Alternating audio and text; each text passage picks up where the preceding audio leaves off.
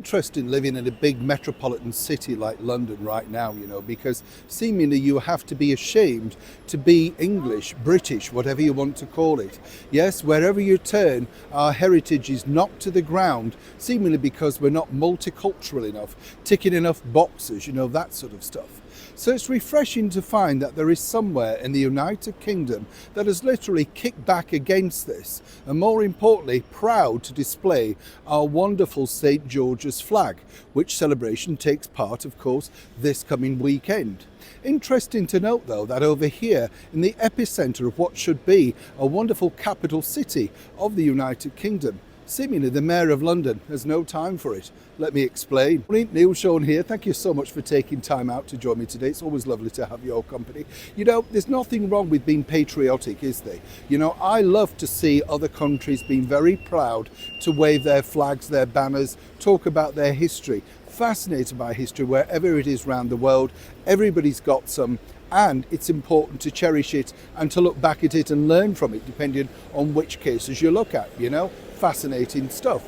Now, here's where I find this incredible, because right now over here in the very heart of London, the current Mayor of London, who's been in terms for 2 offices and literally decimated London itself through crime, transport, literally everything. But the good news is apparently we've got clean air.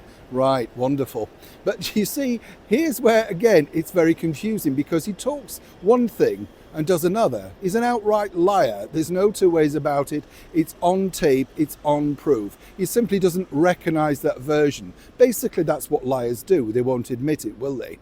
Now, over in Nottingham, they have another cause, which is incredibly wonderful to see. This is their council building, proudly displaying the St. George's flag for all to see.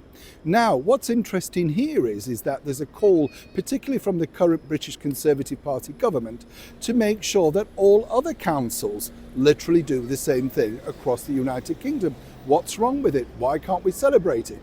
We put a call into 10 Downing Street and they tell me they will be flying the flag in Downing Street. Marvellous, but the public can't go up. So what's the point of that? You're flying it to yourself. You get the picture? Too frightened to do anything to push back and, of course, offend the tick boxes.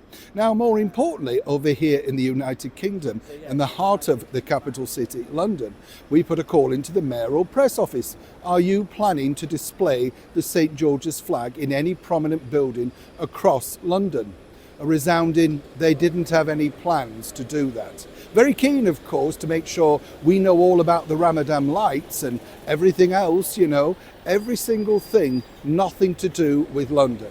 Now, what I would say is, and I'm not being political here, it's interesting to note, if you do live in London and you have the opportunity to vote, think about that. You have a mayor who simply does not want to celebrate what everything is about regarding England, English. Their answer is, we're putting a party on for the St. George's Day in Trafalgar Square. Some might add also that it's got a bigger budget than the recent party that they put on for their own Eid. You get how the money works now. You'll only find that out, though, when you get an access to the budget through the Freedom of Information Act, of which we do. Either way, everybody out there watching this particular video today, let's celebrate a man who did, of course, a lot for England. St. George. Yes, I know the heritage, but the sentiment really is vital. Now, are you waving your flag in celebration? Neil Sean in the very heart of London.